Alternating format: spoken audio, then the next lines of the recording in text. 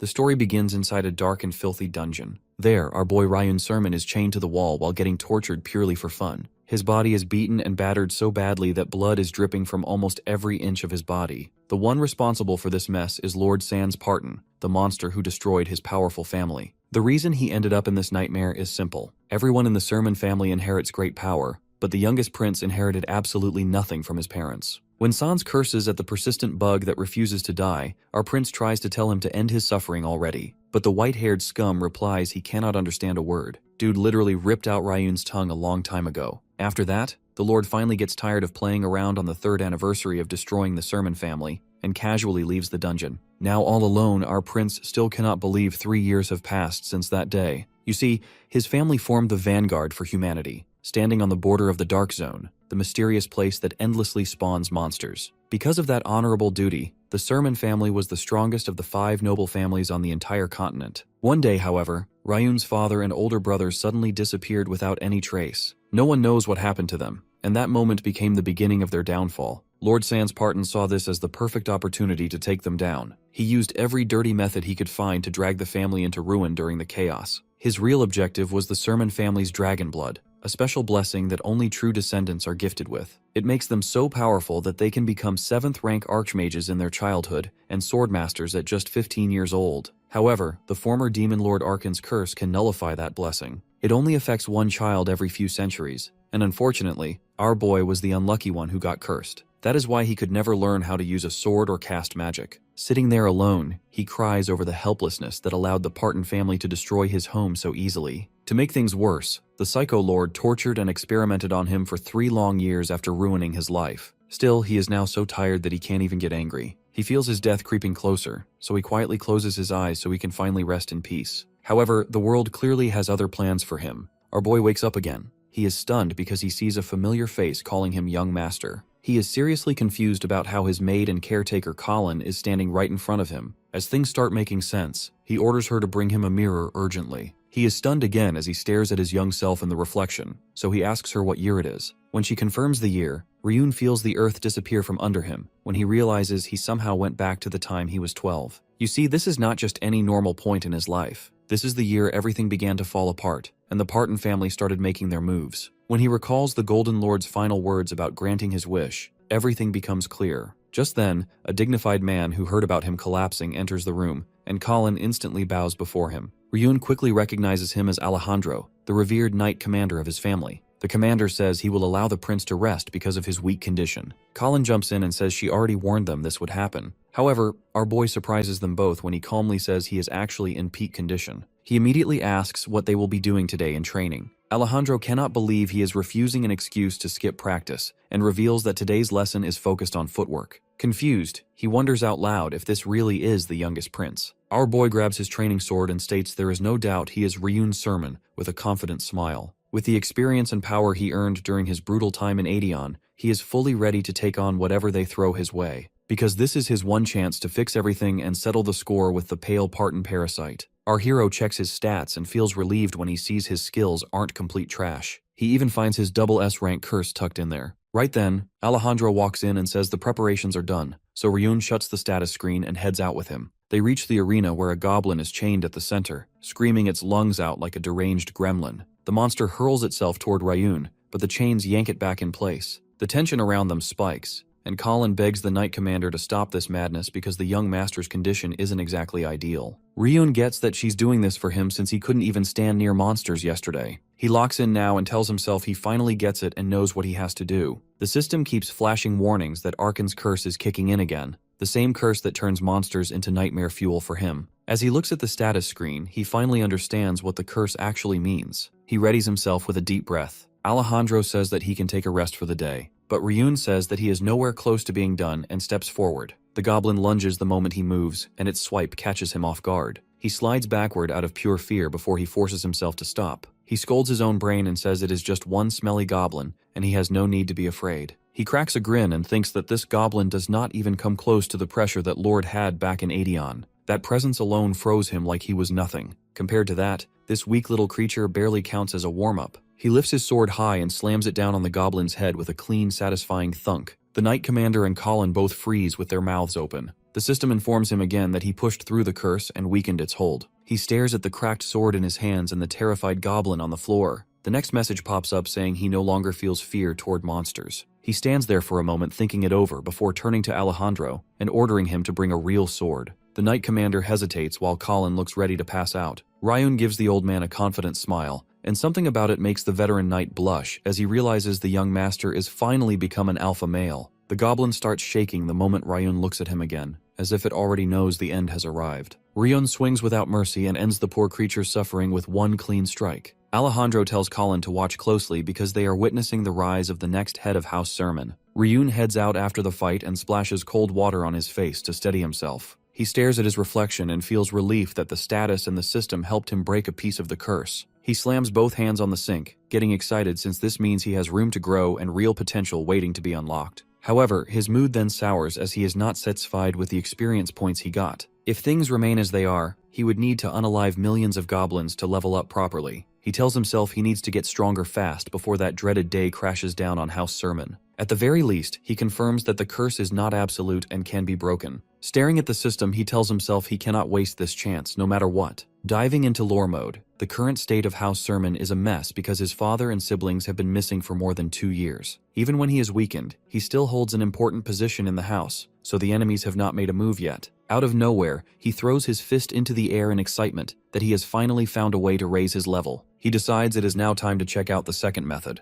The scene shifts to a beautiful lady in red wearing a mask as she steps through the doors of the house. They sit together for tea and start talking. She says she heard about the monster hunt and smiles at him before asking if he called her for magic training. The lady is Sena, the leader of the magic section of House Sermon. Like the Knight Commander, she is a 7th rank mage with terrifying skills. No one knows much about her abilities or her life except for the head of the family himself. She puts her cup down and gets serious, warning him not to let the goblin hunt inflate his ego because magic is a completely different world. She explains that she never trained him before because she judged that he had no magical talent at all. Ryun smirks because he already knew that truth. The curse never even allowed him to sense mana, let alone wield it. However, everything changed yesterday, and he then fires back a reply with confidence that he can feel mana now, and the revelation leaves her visibly surprised. Putting the tea aside, Sena creates the image of a cool fire dragon. She then gives him permission to slowly open his eyes. To check if he can truly see mana, she says he should be able to recognize the shape she just drew in the air with her magic. She goes completely speechless when he instantly gives the correct answer without a moment of hesitation. It makes absolutely no sense to her how he suddenly awakened the ability to sense magic in just one night. The fact that he can see her drawings means his knowledge of mana is somehow equal to, or even higher than her own. She starts pacing around in worry, wondering how the little boy managed to progress so far so unbelievably fast. Then, Ryun reveals to her that his ability to see magic is practically useless. He can see mana clearly, but he cannot use the Sermon family's magic development techniques. So he wants her to help him overcome that wall. She is surprised he wants her help when he cannot even store magic inside his body. For that to work, Sena will have to directly force her own magic power into him. She warns him that she could kill him anytime she wants during the process. But our prince tells her that he is already so weak she can one-shot him anyway, so it is not a big deal. The real reason, though, is that she is the only person he trusts with his entire life. In the previous timeline, Sena stayed beside him until the very end,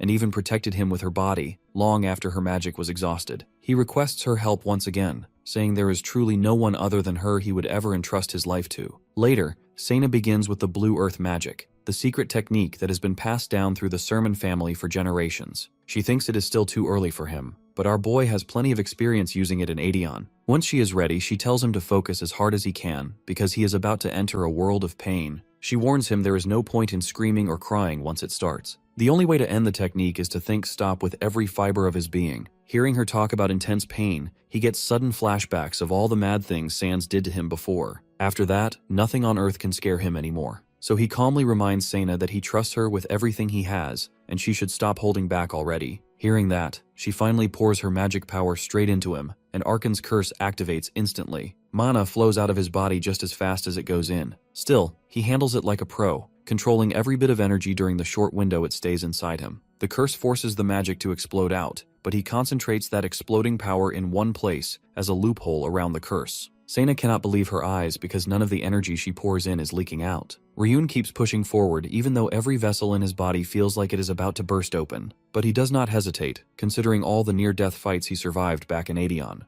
In that hellish dimension, he became the strongest human magician alive. Even after the timeline shift, every last technique he mastered there is still perfectly etched into his memory. Suddenly, he absorbs all of the concentrated energy into his body, and Sena immediately stops flooding him with mana. Ryun collapses to the floor and curls up from the overwhelming pain. But this pain is nothing compared to what he endured before. All the torture and experiments Sans doctors performed on him for research were way worse. During one of those nights, he saw a black-robed figure break into the basement and slice down the doctors. The masked man dragged him out of the basement, even though he was badly wounded himself. When Ryun woke up later, he learned it was actually Alejandro who rescued him. The commander apologized for not saving him sooner, before the monsters in white coats did all that damage. Even then, Ryun was grateful just to see him again after being separated for 3 long years. Unfortunately, their reunion was cut short when the Parton family's guards appeared and rained arrows into the intruder's back. Reliving that tragic nightmare, Ryun snaps awake in the present with tears in his eyes. While he is relieved his magic experiment worked, he is also irritated that the nightmare ruined the moment. He steels himself and decides he will use this newly gained power to make sure that kind of ending never repeats again. Even though he is much stronger now, he knows he must keep his growth hidden, so the Parton family does not catch on too soon.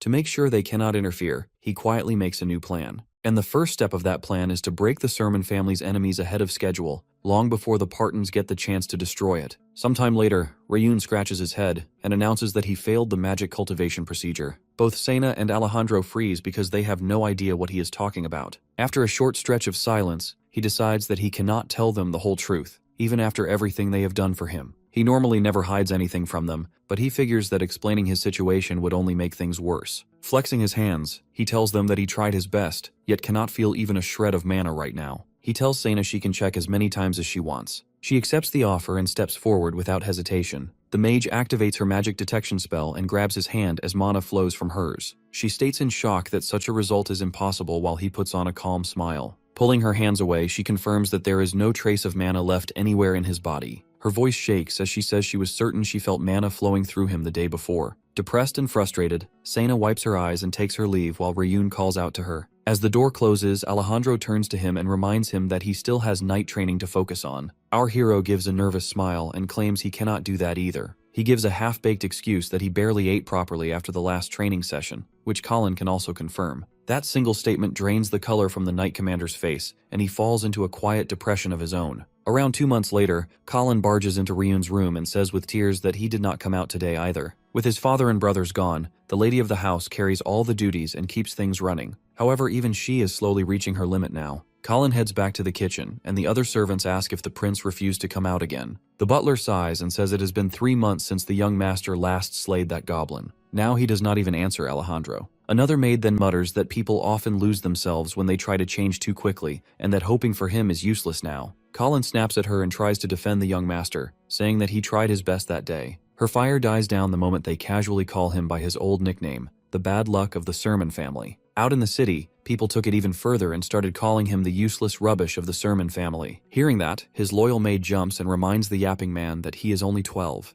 But the butler tells her that expectations are everything when it comes to a noble. The other maid reveals that almost everyone is quitting one by one. The butler admits that he plans to stop working himself soon. He then asks Colin what choice she will make, but she stays silent. The scene then shifts to Ryun, who is calmly enjoying a medium-rare steak. He notices that the quality of the meals is dropping, which tells him that everything is about to hit the fan. Instead of panicking, he smiles like a devil while thinking that things are moving exactly the way he wants. He figures that the past version of him would have desperately tried to fix everything and eventually withered away. The new him is built different. He plans to lie low and make every enemy believe he is weak and defenseless. Then once an opening appears, he will strike without mercy and destroy them all. He recalls that the downfall of the Sermon family began the moment the head of the house went missing and the search party never returned. His older brothers vanished under similar circumstances, and their funding slowly dried up. The training ground that once overflowed with activity now has only a handful of weak knights left. The strong families who once hoped to form ties with them quietly abandoned them too. However, Ryun isn't bothered that much by the situation, because the peace and silence let him live his secret life comfortably. Even so, he is still dissatisfied with how slowly the family is declining and wants to push things along. Just then,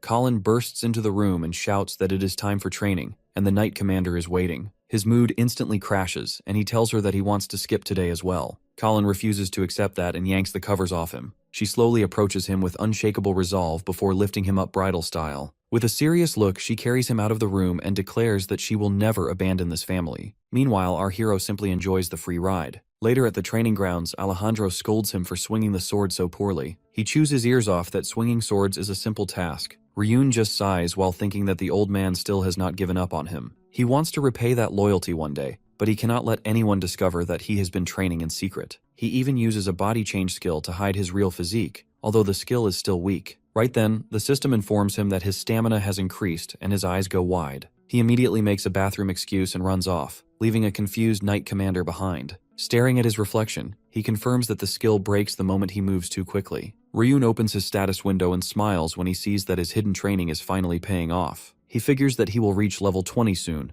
and plans to use the stats to unlock the Ghost class just like he did in the Gulag, while also building up his other classes. Just then, he notices Alejandro speaking to someone and wonders if a surprise visitor has arrived. He recognizes the man as Truno, the general manager of the Sermon family, who apologizes for disturbing him. Truno hands him a scroll, which makes Ryun suspect that the situation is a little different this time. However, the events have not changed. Alejandro already guesses what is going on while our hero reads through the letter. It states that the second prince of Darren Kingdom, Kyle, has invited him to the prince's birthday celebration. The young master smirks, pleased that the final piece of his plan has fallen into place. Soon, our prince is on his way to the Darren family's birthday party while still half asleep. Last night, Colin had too much fun playing dress-up with him so he could look as dapper as possible. She desperately tried to come along too, but she and his other retainers cannot accompany him. Unfortunately, the Knight Commander was sent out to control the sudden attack at the border. The monster assault was completely unexpected. Meanwhile, Sena had to leave urgently because her mother ordered her to return home right away. In the end, that leaves a 12-year-old family head with crippled social skills going alone to represent the entire Sermon family. Truno assures him that he should not worry too much because the Darren family is not foolish enough to pull anything. But Ryun believes that kind of safety only applies to the former Sermon family. Usually the family would simply send a retainer to attend these frivolous events. Now in its current state, our young master has no choice but to show up at a birthday party as the official house head. He does not mind it though, since he still feels responsible for the fast collapse. A few hours later, his carriage stops outside the Darren household. There, he finds Kyle Darren himself and an entire troop of maids waiting to receive him. Truno shows gratitude for the grand welcome in Ryun's place. However, our boy clearly senses the countless eyes aimed directly at him. As he walks through the reception, he hears all kinds of strange rumors and theories about the Sermon family's downfall and failures. Our prince simply smirks at them, because he already planned for all of this to happen from the start. He digs himself deeper when he opens with a weak hello to the nobles with no class or respect. That bold power move makes everyone in a 1-mile radius collectively facepalm in disappointment. Later in the dining room, one of his escorts is surprised that the young prince has not left his room in 5 whole days. The point of coming 1 week before the actual party is to build relations. But the escort team captain tells him to keep his hopes low. He points out the fantastic disaster Ryun displayed during the reception. He cannot believe the boy is shut in his room, because the rich people's food out there will be to die for. There is everything a man could ever want, including hot noble ladies. Just then, a man enters and informs the captain to gather his men, because the young master will attend the banquet after all. The two celebrate together, relieved that they will not miss out on the good stuff. The man also tells them to keep a proper report ready, while making sure they hide any mistakes the prince made. As for Ryun, he has been quietly training in his room till now, patiently waiting for the perfect time. While he did use the banquet to bribe his escorts into changing his report, his real plan lies somewhere else entirely. After all, the day of the banquet is the exact day when the bane of his existence arrives at the Darren household. All of the ladies chatting aloud go silent the moment Lord Sands steps into the place. Literally everyone around him tries to avoid an eye contact with him. Truno also tries to avoid his gaze, but Sans walks directly toward him without hesitation. Truno is left with no choice, so he starts flattering the guy about the great honor of meeting him in person. But Sans doesn't waste words. He openly says he heard the mighty Ryun Sermon also arrived at the party, and he would like to meet him. Truno pretends he has no idea what he is talking about, so Sans has no problem spelling it out for him, that he is talking about the Sermon family's biggest mistake who will bring them to ruin. Truno is shaken to the core. He knows that Sans is under a lot of pressure as the most talented mage in his family, but he never expected the guy to actually talk trash about the Sermon head in the Darren family's domain, which is directly under their authority. However, Sans quickly does an Uno reverse by saying the rumor must be fake. In fact, he claims he came to debunk the foolish rumor tarnishing the great Sermon name, but Truno does not buy any of it, since it is coming from the biggest dirtbag on the entire continent. It is said Sans started drinking at the prime age of 7, and even murdered one of his own subjects. At that moment, our boy makes a grand entrance with his escorts. Sans is exhilarated, while Truno nearly has a seizure, wondering why the young master came out at the worst time.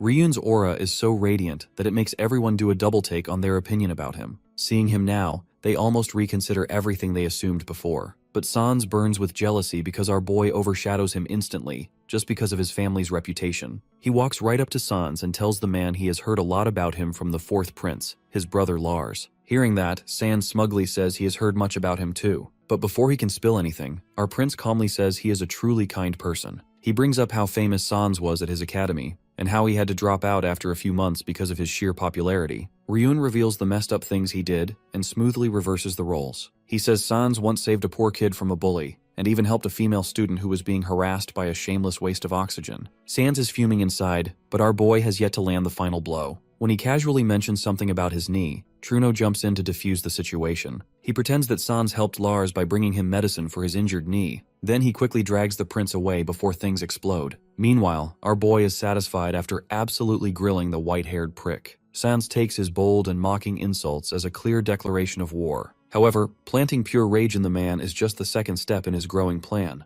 Back in his room, Sans loses all his cool and shatters a flower pot across the floor. His temper explodes as he yells out insult after insult about our hero. Thinking back on the conversation, he realizes that Lars must have discovered that he did not leave the academy, but was actually expelled. Clutching his head, he curses under his breath that all that pressure to keep the incident hidden ended up being useless. He remembers the talk about the knees, and tells himself that the truth behind that specific incident must never be revealed. A flashback hits him, where he struggles to maintain a confident expression while barely catching his breath. Lightning magic dances around Lars, who tells the noble that he has really messed up this time. Sans tries to make excuses, spitting out that he did not know the girl was his partner and was only trying to greet the commoner. Ryun's older brother stays cold and reminds him that, before anything else, each person at the academy is a student. He commands him to kneel right now. Lars warns him that if he does not apologize from the bottom of his heart, then the entire Parton family will be crushed, and he will personally dispose of him. Sans collapses to his knees in complete humiliation while Lars keeps his lightning aimed at him.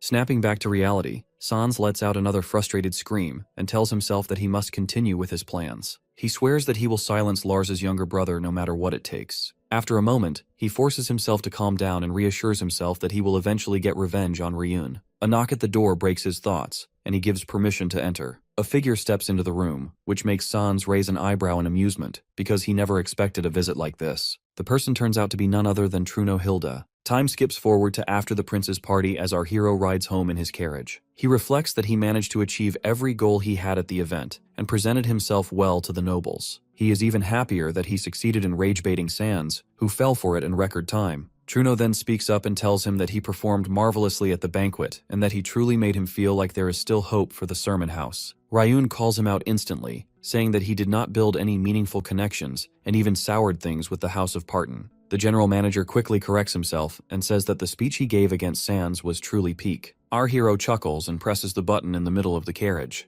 Truno looks confused and asks what is going on. The guy nervously asks the young master why he activated the soundproof spell. Ryun calls him out, saying that if he truly believed there was hope, then he would never have chosen to betray the house. Truno starts sweating and stammers as he asks what the young master means by that. Our boy tells him that his crime is unforgivable, but he is choosing to let it slide since he did it for house sermon. The general manager lowers his eyes and quietly asks how Ryun found out. Our hero tells him that he has a choice to make right now, and the man can judge himself the same way he always did in the past. As the carriage keeps speeding forward, Ryun lets him in on the secret plan he has been hiding. The idea shocks the manager so hard that he just stares at the boy in disbelief, wondering how someone like him could think up something like this. The manager then buries his face in his hands and breaks into tears as he says that he wants to shout proudly at the top of his lungs right now. Ryun seems satisfied with the guy's choice and tells him that they have already passed outside the capital. Truno looks at him again and wonders how this kid can stay so calm when he knows exactly what is about to happen. He suddenly realizes that it is not a smile on the young master's face but a fierce, murderous intent instead.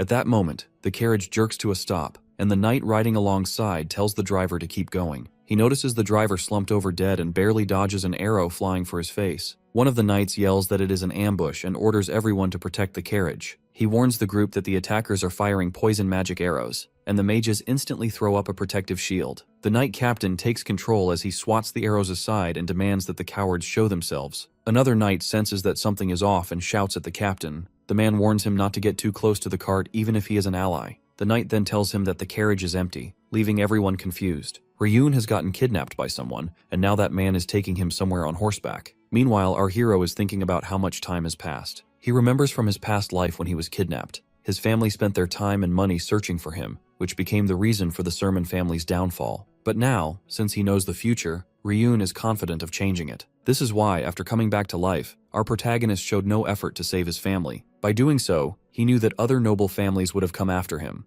So this was his plan to make them think he is a complete loser. However, unlike other families, the Parton family doesn't just kill the strong ones, so he was sure they would try to kill him eventually. Fortunately, it seems Sans Parton, the son of the Parton family, has fallen into his trap, which means he will definitely take some action during his journey back to the capital, and that's why our boy was ready with a plan, along with Truno, who was actually sent by the Parton family to kidnap him. While lying behind Truno on the horse, Ryun orders him to act according to their plan, after which he will definitely forgive him. Alongside this, our protagonist is working on increasing his levels, which have now reached level 20. After some time, Truno reaches the destination and is about to hand over our boy, who is pretending to be unconscious, to Sans Parton. In reality, Truno is the head manager of the Sermon family who made a deal with the Parton family to sell the young master to them. Even though he was caught by Ryun, the Sans still thinks he is on their side since this is the plan. According to their agreement, Sans hands over the information Truno asked for, claiming they obtained it from the Asen family's intelligence,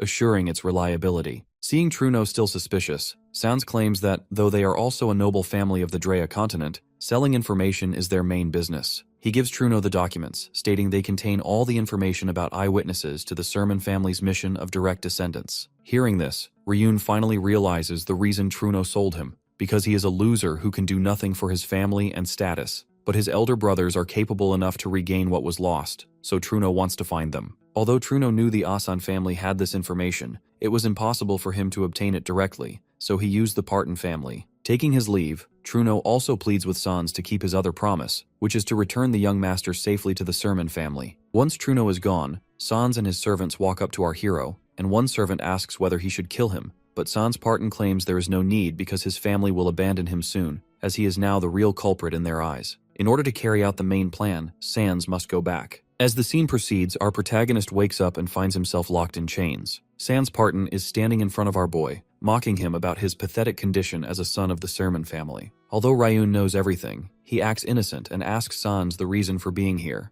As Sans tells Ryun that he has kidnapped him, our hero threatens him about what is going to happen next. Since Sans thinks Ryun is a loser, he laughs it off. After this, Sans kicks Ryun's face, telling him his father and brothers must have died by now. Moreover, Sans mocks our hero by saying that Truno sold him to the Parton family in exchange for information about eyewitnesses to his brother's kidnapping so he can find them, but no one tried to save Ryun himself, since he is a pathetic loser. Furthermore, he challenges our boy, saying the war between their families is just beginning, and that this kidnapping is only the start. At this moment, Ryun glares at him and activates the magic circle power, which leaves Sans too stunned to speak. Still tied to the chains, Ryun declares he has been waiting for this day since his return to this life. Although the green light fills the area due to Ryun's magic, nothing is happening, so Sans again mocks our boy. This time, our protagonist uses the silence magic circle on him, which results in Sans being unable to speak at all. Without the ability to chant any spell, his magic fails as well. Shocked and terrified, he then attacks our protagonist with firebolt magic, which does not require chanting. Ryun was kidnapped under the orders of the family head, who does not want him to die, so Sans is using the second circle magic, which our hero was actually expecting from him, but Sans is making a mistake here. Meanwhile, Sans thinks of targeting our boy's leg because, in this case, his father will not say anything. After analyzing Sans for a while, Ryun activates mana interference, which means every attack from Sans Parton will be wasted. Seeing this, Sans takes out a dagger, and as he is about to attack our hero, Ryun breaks free from the chains, something that isn't difficult for him.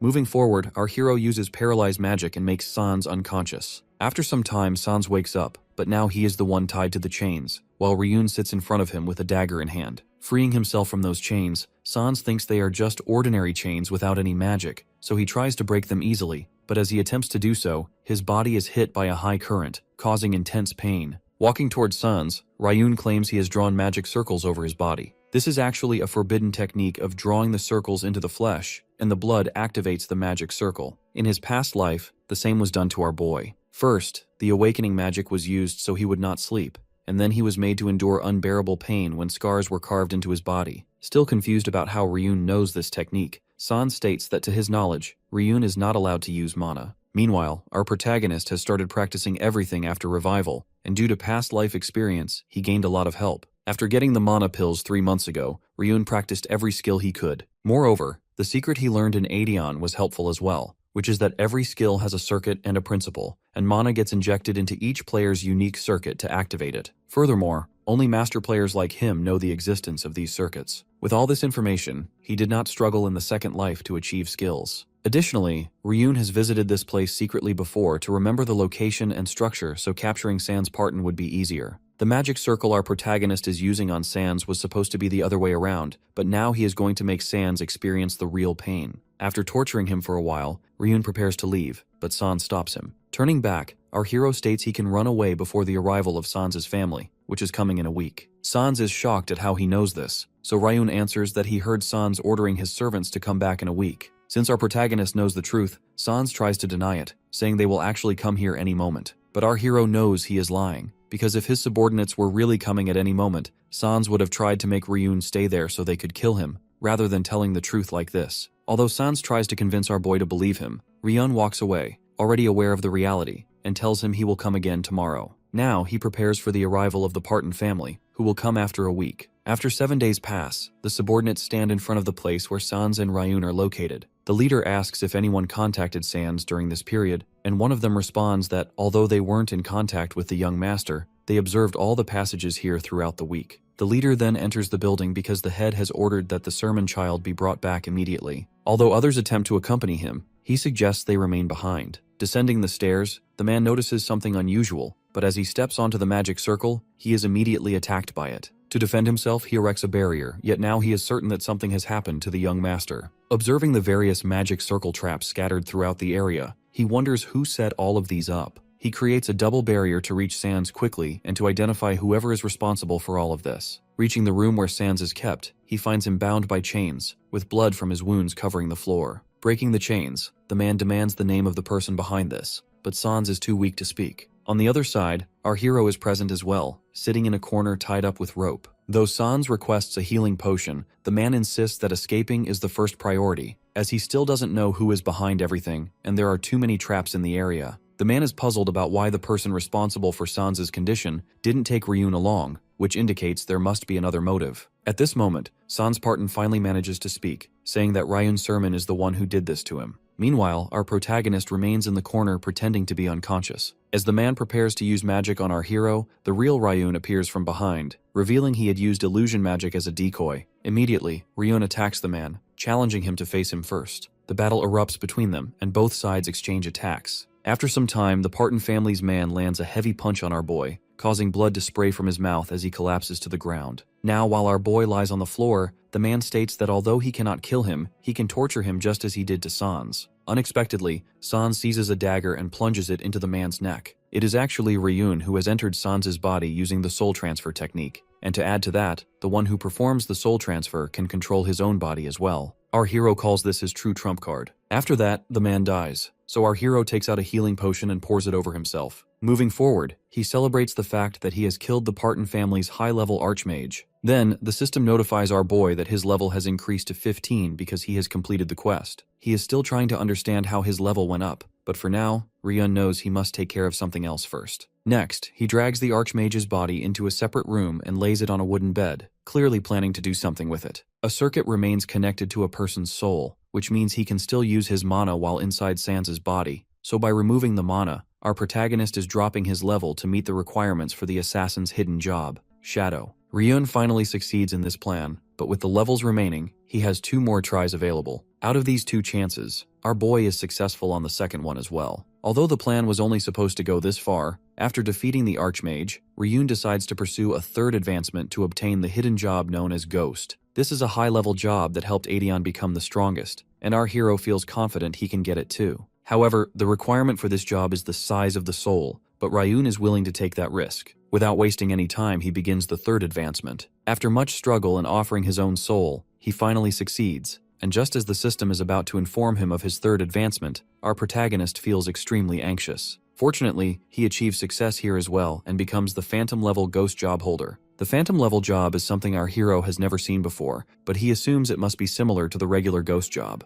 Now that Ryun has succeeded with this plan, he shifts his focus back to the original goal. Killing the Archmage was also part of this plan, since during the ghost job, his own strength would increase as a result. Moving ahead, our protagonist activates Lich Creation, a process that normally requires a level 70 Necromancer, but can also be used by a 7-circle mage. The Lich Creation attempt fails, so the system activates a special undead creation instead. After a short while, a humanoid creature appears in front of Ryun. After the creation of the undead, the system asks our boy how he wishes to name it. The creation produces a sudden explosion, which puts the subordinates on high alert. After some time, our hero, still in Sans' body, exits the building with Ryun's body slung over his shoulder. Upon coming out, he explains that the Archmage betrayed them and caused all of this. Although he has bound the Archmage with an artifact, he urges everyone to hurry before the binding is broken. Meanwhile, he intends to return Ryun to his family. Mounting the horse, he instructs the others to restrain the Archmage until he can send help, promising a reward if they succeed. As our protagonist rides away, this becomes the last time they see the young master. Back at the Parton family estate, the servants report the situation to Pyrrhus, the 7th circle mage of the Parton family. When a servant mentions that the Archmage hasn't been found,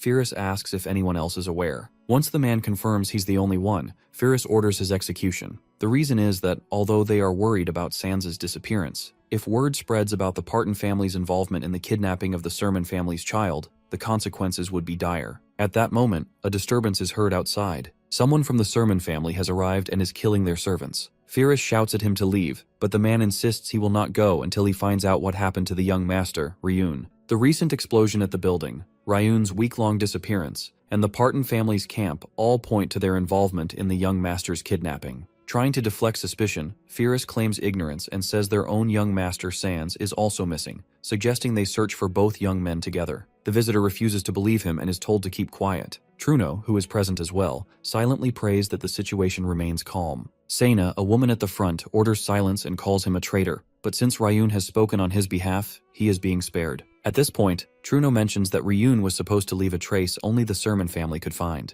Acting on this, Sena begins searching, and after some checking, she finally discovers the clue. Sans Parton's body hanging from a tree, with a note stating, "I'm a kidnapper, please punish me." However, Sena finds a letter and begins to read it. In this letter, Ryun explains that his original plan was to remain in Sans' body and destroy the Parton family from within, but the risk of being discovered was too high. Furthermore, if he returned as Ryun, war would break out between the families, and the Sermon family was not prepared for that, so he is choosing to disappear for now. Sena burns the letter and tells Truno to return home. Meanwhile, a boy named Ryun runs through a town when a man calls him to the guild, saying the leader is looking for him. The boy is actually our hero. Later, Lady Sena learns that Ryun is, in fact, the Dragon of Drea. 3 months later in Painton, the capital of the Painstroy Kingdom, gossip spreads about the confrontation between House Parton and House Sermon. The cause of the conflict was a traitor from House Parton who kidnapped the bloodline heir of Sermon. Later, House Sermon had to accept House Parton's compensation. Still, they couldn't find either the culprit or the kidnapped son,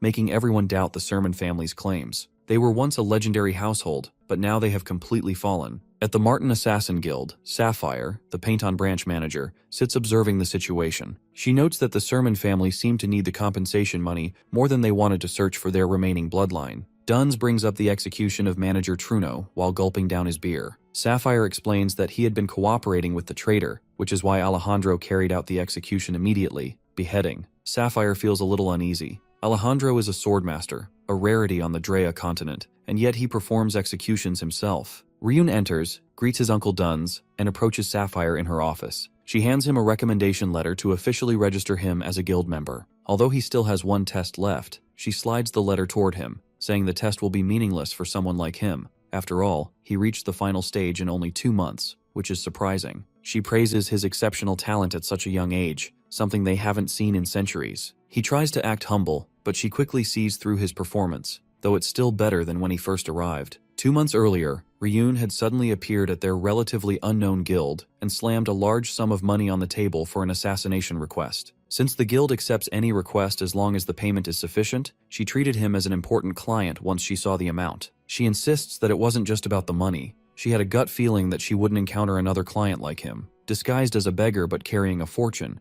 Ryun requested that the target of the assassination be himself. Curiosity was the only sane reaction. After receiving the letter, he leaves, wanting to read it alone. Meanwhile, a masked man named Carl arrives and asks whether she accepted Ryun into the guild simply because of her intuition. Sapphire explains that Ryun completed all his training in 1 month, something that normally takes 5 to 10 years. She asks if he was able to investigate Ryun's background. Carl reports that Ryun was raised by an unnamed master who later disappeared, and that Ryun joined the guild to find information about that master. Because of Ryun's unusual request, he was thoroughly verified before being admitted into the guild. Carl also visited the place where Ryun supposedly lived with his master, and confirmed that the place showed real signs of long-term habitation. What worries Sapphire is the possibility that Ryun might actually be Ryun Sermon, the missing young master of the Sermon family. Ryun appeared at their guild around the same time Ryun vanished. Carl reassures her that the possibility is almost zero. Ryun was known for having no mana, no swordsmanship talent, and terrible stamina, making it nearly impossible for the two to be the same person. He tries to continue his report, but Sapphire cuts him off. He can't act like a detective forever. Instead, she assigns him to search for information about Ryun's mysterious master. Meanwhile, Ryun listens to their entire conversation from his room using a necromancer skill. He realizes Sapphire has sharp intuition. He opens his status window and notices that the level consumed during his job change has returned.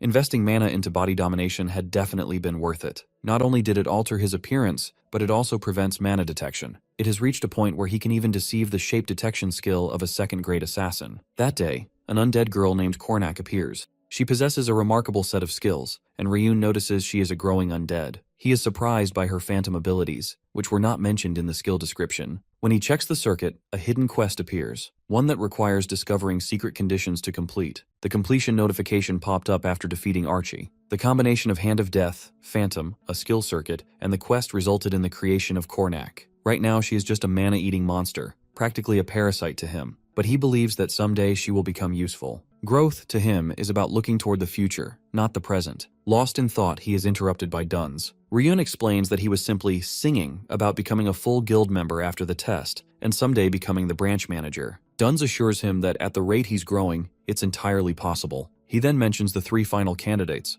only one of whom can pass the test. Passing will make them an official guild member and a 5th-grade assassin. Paula, Rin, and Ryun stand before him as he announces the beginning of the test. Duns asks for the target's information. Rin reveals details about Alok, a 47-year-old merchant who runs a store and always travels with 3 mercenaries as guards. 2 of the mercenaries are bronze-grade warriors, and 1 is a silver-grade mage. According to a rumor, he recently took a young concubine and visits her every night. During that time, the mercenaries give him privacy. Duns is impressed by the investigation done on the target. Not only that, Rin was also able to find a method to avoid the guards. The only thing that concerns Duns is the guarantee that the target will actually go to the concubine's room. Rin hadn't considered that, and Duns explains that this is exactly why Martong always gathers detailed information. He then turns to Ryun, asking for the information he obtained. Ryun questions whether he really has to reveal it, surprising the other 2 contestants. Even if they cooperate to complete the mission, they will not become formal guild members together. Only one person will pass the test. Because of that, he doesn't want to share any information. The 2 contestants are irritated, realizing they spoke too early. In the end, they are only colleagues. Ryun denies even being colleagues, saying they didn't learn that during training.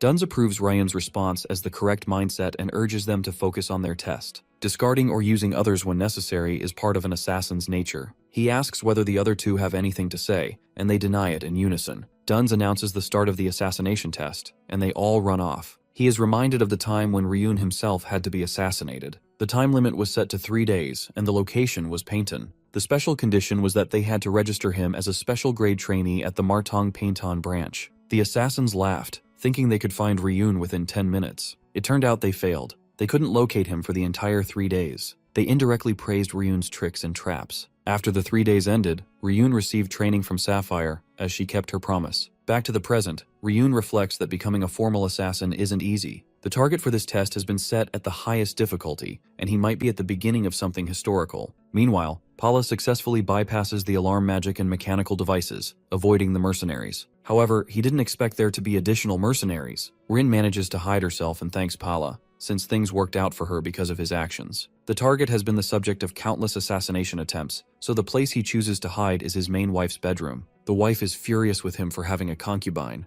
and for attracting assassins. He insists that he wasn't the one who brought assassins, and that the room is fully equipped with safety devices. Rin overhears the conversation from the rooftop and decides to take down 5 ordinary soldiers around her so she can attempt a frontal breakthrough. Meanwhile, Alok's wife threatens him with a knife. She feels betrayed by his affairs and for taking the family's money. He tries to explain that the business funds were insufficient, but she knows he used that money to buy a gift for the concubine. Without hesitation, she stabs him in the heart, then bursts into tears as she realizes what she has done. Rin watches the target die at the wife's hands and is left confused, unsure whether her mission is a success or failure. She suddenly thinks about Ryun and realizes she hasn't seen him at all. She returns to report her failure, stating that the target was killed by the wife and not by her. She is shocked to see Ryun already back, wondering if he even went to the mansion in the first place. Paula returns safely as well. He escaped when the mercenaries began fighting among themselves. Duns announces that the commission was not a failure, because Ryun succeeded. Both contestants stand stunned as Duns explains that Ryun had controlled the wife and used her to kill the husband with his skill. Then, Duns asks for an explanation, and Ryun explains with an annoyed expression. He says that the solution lay between the target and his main wife, using the target's internal affairs,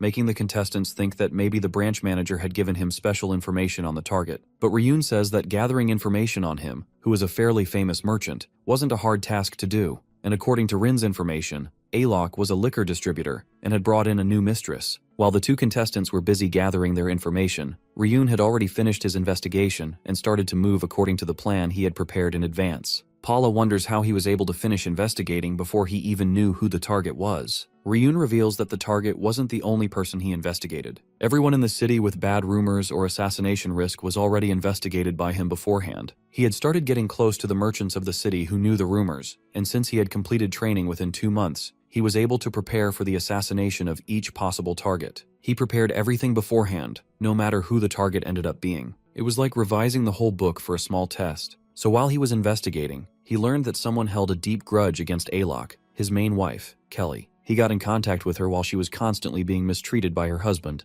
and he taught her a solution: to secretly commission the assassination guild. As the target kept ignoring his wife and bringing in mistresses, he also kept running his business using his wife's family money. Kelly hated him enough to kill him, but she didn't want him to die, so he told her that if she hired additional mercenaries and strengthened security, her husband would simply get scared and stay safe. So, in the last moment when he ran to his wife's bedroom, Ryun had already suggested to her that she should frame the assassination commotion as a plot by the mistress and her lover, and that he would then come back to his senses and return to her. Kelly was drunk, and she accepted the plan, and he admits that everything would have gone according to her wishes if it had proceeded only up to that point. But right before the assassination plan took place, he also gave her some more information. Her husband had spent all the money he took from her family while claiming it was for business funds. Basically, the test was pre-planned, and he smartly diverted it in his favor. Duns is still confused about how a civilian woman stabbed her husband to death. Ryun explains that the alcohol that was delivered was mixed with a potion he made with alchemy, because it would be dangerous if casualties occurred. So he mixed some drugs into the water that the mercenaries also drank, and it happened to activate at the right time. The drug had the effect of temporarily clouding judgment and making one easily angry. Paula realizes that the mercenaries fighting each other was due to the drug he created. So in simple words, everything went according to what he planned, and the information he leaked combined with the effects of the drug made Kelly even angrier to the point where she killed him. Then, Duns congratulates him on clearing the test. Ryun also informs Duns that he is about to receive the commission fee and an extra charge from Kelly because Kelly suddenly became a murderer, but it is still a fact that assassins infiltrated. Only they know that Kelly killed him and not an assassin, and she would pay anything to cover herself up for the crime she just committed. All of them are left stunned, considering how high his level must be since his work is really sharp and respectable. Duns sends the two contestants back but stops Ryun. He confronts him about what he has done, saying that the wife now has to live with the guilt of killing her husband for the rest of her life, and that there is something Ryun never took into consideration. Their guild makes assassins, not monsters. Ryun calmly explains that he viewed her as an ordinary woman until he realized that Kelly used to kill all the mistresses her husband had. Even Alok ruined many lives because of his drugs, loans, and running gambling dens behind his business. Kelly was able to hide all her killings due to her family's power, and her husband was tired of her. But he still didn't stop taking more mistresses even though he knew that every one of them would be murdered in the end. The mistresses' families are still looking for them, but Kelly's power easily conceals her crimes. These sorts of details are not normally revealed during an investigation, and this was, after all, an assassination request for a test case. Even if she didn't want her husband to die, the guild that received the request can only receive the full payment if the target dies. Then, Ryun questions whether the client's feelings or circumstances matter in an assassination attempt, because all they do is for money. He also says that Kelly never said she didn't want to kill her husband with her own hands. Instead, she tried to use the assassination request, and the request was completed in their own way. Even if the consequence is that she lives the rest of her life with guilt for killing her husband, it's none of their business. Duns wonders if conscience is unnecessary for assassins, and Ryun says that if they want to maintain their humanity, they should grow their power and change things from the root. No matter how much they search for conscience when taking assassination requests, there is nothing that can be changed, and then he walks away. Sapphire congratulates our boy on passing the test and announces that he is now a formal guild member and a 5th grade assassin. As soon as she announces it, his level goes up. His system notifies him that he has acquired Philip's and Pala's respect and has earned Dun's expectations. Sapphire informs him that he can now accept the guild's official requests, and he can also apply for promotion if he meets the conditions. She didn't think he would apply for promotion right away, but he cuts her off and begins reciting all the conditions for promotion. Then he immediately asks how much payment the alloc request earned them, without any hesitation, and Sapphire feels a little pressured. She ends up telling him that the advance payment was 10 gold, the completion payment was 10 gold, and they also received 10 gold from Kelly for concealing the murder. He says that even if it was just a test, he is the one who completed the request and earned the additional amount, and since the promotion condition is 30 gold for a single request, he has met the requirement for promotion. He instantly receives the option to apply for a promotion to 4th grade assassin. She tells him to be cautious of being too arrogant and not to take them lightly, since they also have their own laws and policies as an organization. Among assassins, they are only considered the real deal starting from the 4th grade. Mostly though, she is annoyed by his attitude since it disregards the other assassins. She tries to brush it off, but he loudly affirms that he will not withdraw the promotion application. She begins to yell at him, but Duns, who supervised the test, affirms that Ryun is qualified to take the 4th grade promotion test because it wasn't out of disregard for them. It was something important that he showed in the test: pure physical ability. He did not rely on elaborate plans, but on assassination skills using the body's capabilities as an assassin,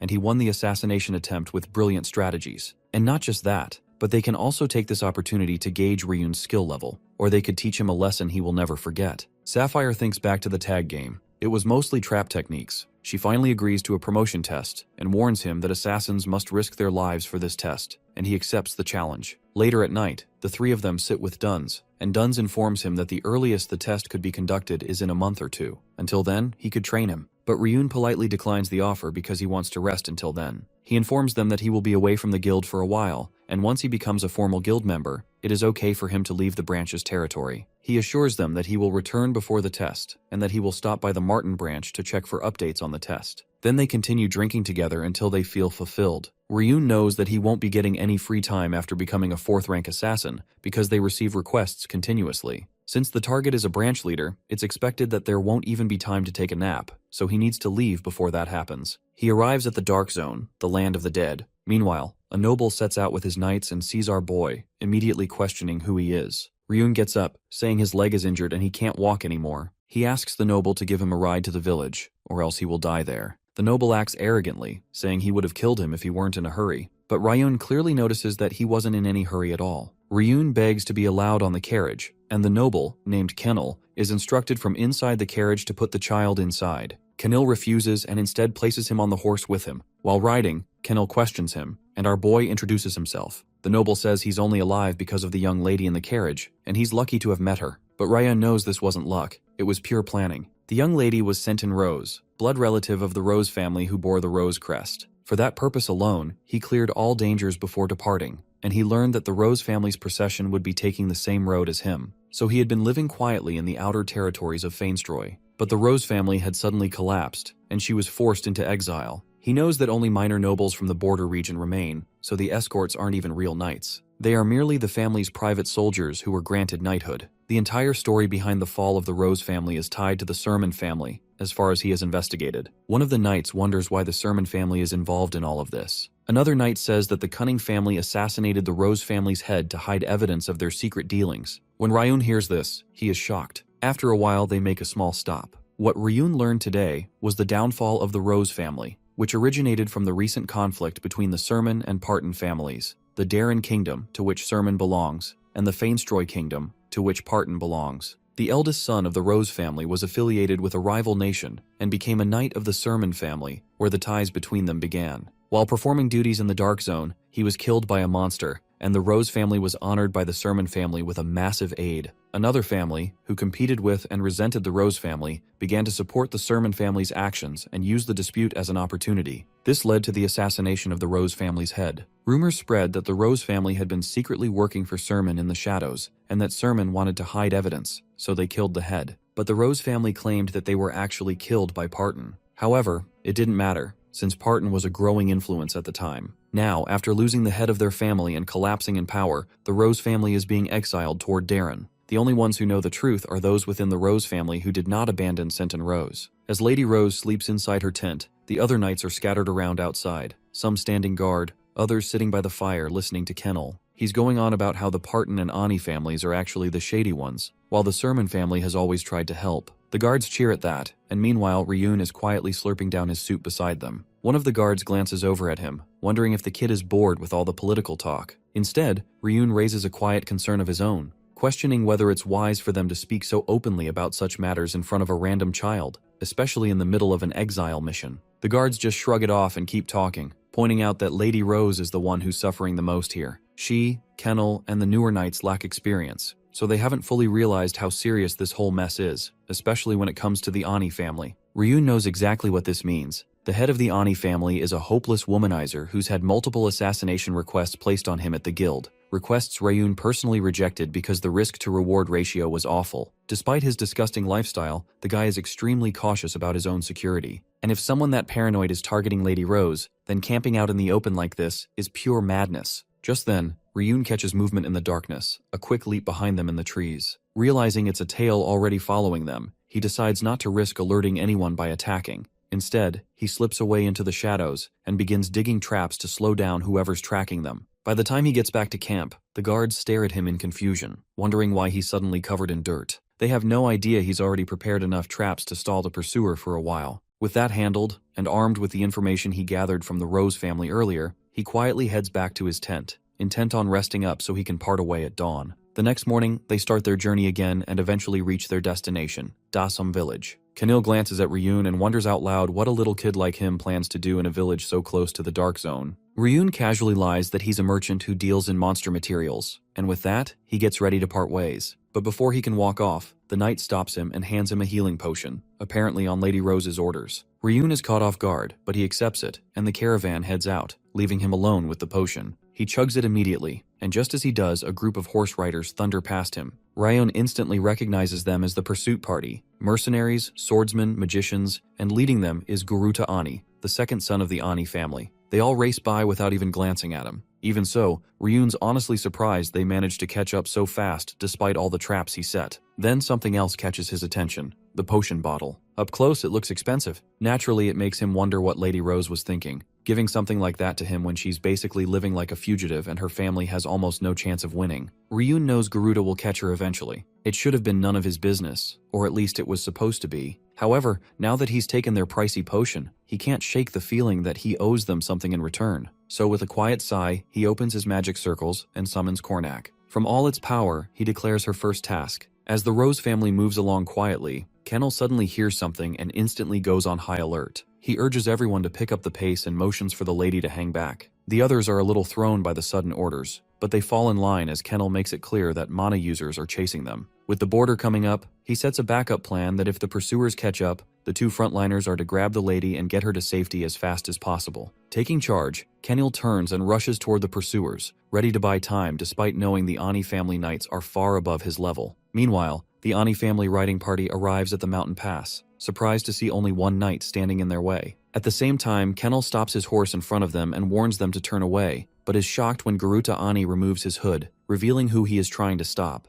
Though his fellow party members consider it reckless to show his identity, Garuda doesn't care. Their mission is to kill everyone except Saintine. Without hesitation, he orders his men to bring the girl before they cross the border. As the mercenaries charge, Kennel tries to stop them, but he is struck by a mage's blast and falls to the ground. Badly hurt, Kennel struggles to gather himself, but to his shock, Garuda also brings up his own knight. Even more surprising, it's Siso, Kennel's former captain of the Rose Knights, who Garuda has lured over with money. Wasting no time, Siso clashes with Kennel and, in just a few swings, manages to knock the sword from his hand. Relentlessly, he tries to persuade Kennel to abandon the Rose family and serve a new master, but Kennel refuses, even if it means death. Hearing this, Garuda gives the signal to finish him off. Just as Siso is about to deliver the final blow, something strikes him in the back. It turns out to be a green flame from Kornak coming to the rescue. Without pause, she follows up with multiple blasts that kill Siso in an instant, though Garuda is shielded by his mage just in time. Meanwhile, back near the border, the Rose family riding party is thrown into chaos. With the carriage completely destroyed,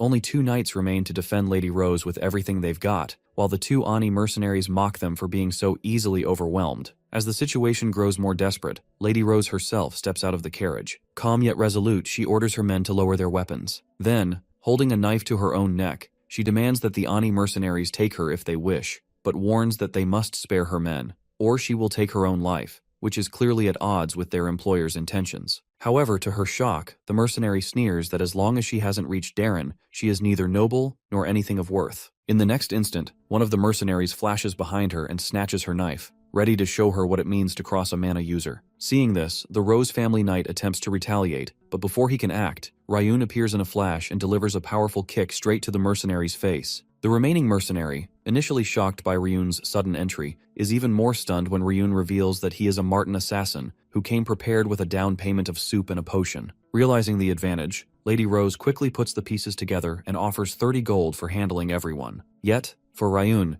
this is far too little as he is willing to take the 30 gold just for the first mercenary. But there are still the second son of House Ani, the knight commander, and a mage remaining. Understanding the stakes, Lady Rose knows that if she doesn't act quickly and hire him, their exile mission will fail, and House Rose could fall. In an anxious state, she agrees to give Ryun everything he asks, and he gladly accepts. With that, he leaps into the air in a blink and charges at the mercenary, who hesitates, questioning if Ryun, having revealed his identity, is a real assassin. Ryun loads up his attack, and with a single swing, takes down the first mercenary, showing that he doesn't make mistakes, even confident enough to reveal his true identity. Thus, the first conquest at Martin begins for Ryun, with the price being everything. While Ryun lives in his moment of glory, the downed mercenary rises, laughing maniacally, claiming they won't be defeated so easily. Before Ryun can turn, the mercenary he had taken down first swings his sword at him mid-attack. However, Ryun easily dodges, forcing them to realize they cannot let their guard down against a Martin assassin. Reacting immediately, both mercenaries launch into a synchronized assault, using position-switching swordsmanship to attack Ryun at the same time. In response, Ryun activates his body control and acceleration,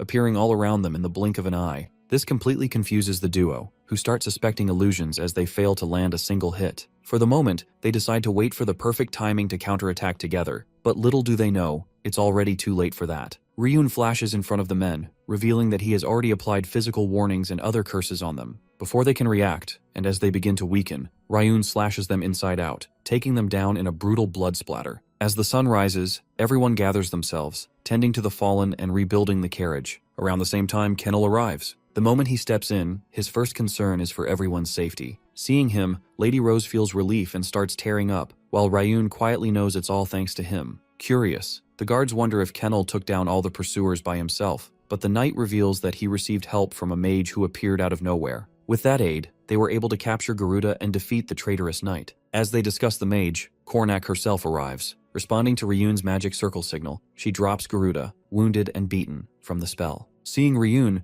Kennel recognizes him as the kid he helped earlier, but to his shock, Lady Rose reveals that he is an assassin from Martin. Recalling the fight, Kennel realizes that his presence might explain how the mage was able to take down enemies so easily while he was fighting. Hearing that he is from Martin, Garuda quickly tries to save himself, offering to pay triple to be let go, knowing that for an assassin, the reward matters more than the person. However, to everyone's shock, Ryun grows annoyed and uses his spell to cut Garuda into 2 pieces for talking too much. With that, he also makes his point to Lady Rose, showing what happens to those who try to skip their payment. Terrified, the lady agrees, and Ryun then approaches the reward, explaining that he doesn't want it immediately, understanding the Rose family's current situation. Still, he insists on a verbal contract for the deal, one that will remain secret. Once the agreement is set, he suggests they keep moving toward their destination, reassuring them that the guild will handle the corpses after they leave. With that, Ryun starts to leave, but Kennel, impressed by how thoughtfully he managed the situation, calls out to him. Ryun just winks in response, snaps his fingers, and vanishes before their eyes. This shocks the guards, but what truly surprises Kennel is that, despite the boy calling himself an assassin, what he summoned was not a normal undead. It clearly spoke in human language. On top of that, it almost simultaneously defeated Siso and the mage. Seeing this, Kennel realizes that if someone can command such a powerful undead, there's a possibility that Ryun might be a disciple of the most legendary necromancer, Veda.